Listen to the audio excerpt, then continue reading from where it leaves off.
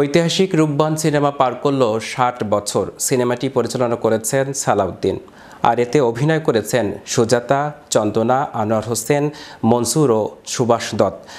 আজও নায়িকা সুজাতা রূপবান কন্যা নামে পরিচিত। বিস্তারিত থাকছে ডেস্ক রিপোর্টে।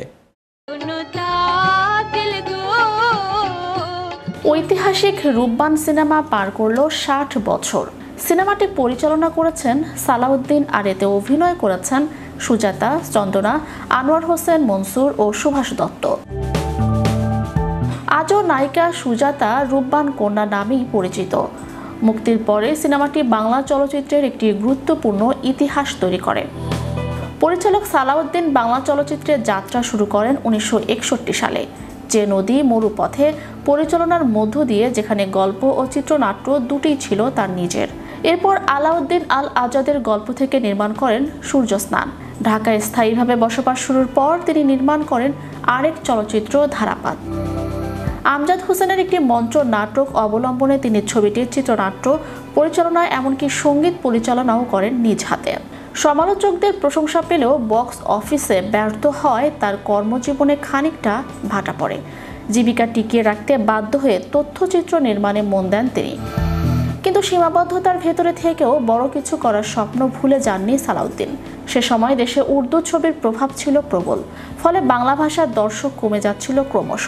কিভাবে দর্শকদের হলে ফিরিয়ে আনা যায় তা নিয়ে ভাবতে ভাবতেই একসময় তার নজর পড়ে জনপ্রিয় যাত্রাপালা রূপবানের দিকে। পূর্ব পাকিস্তানের প্রায় সব জেলার মাটিতে এই যাত্রা দারুণ সাড়া ফেলেছিল।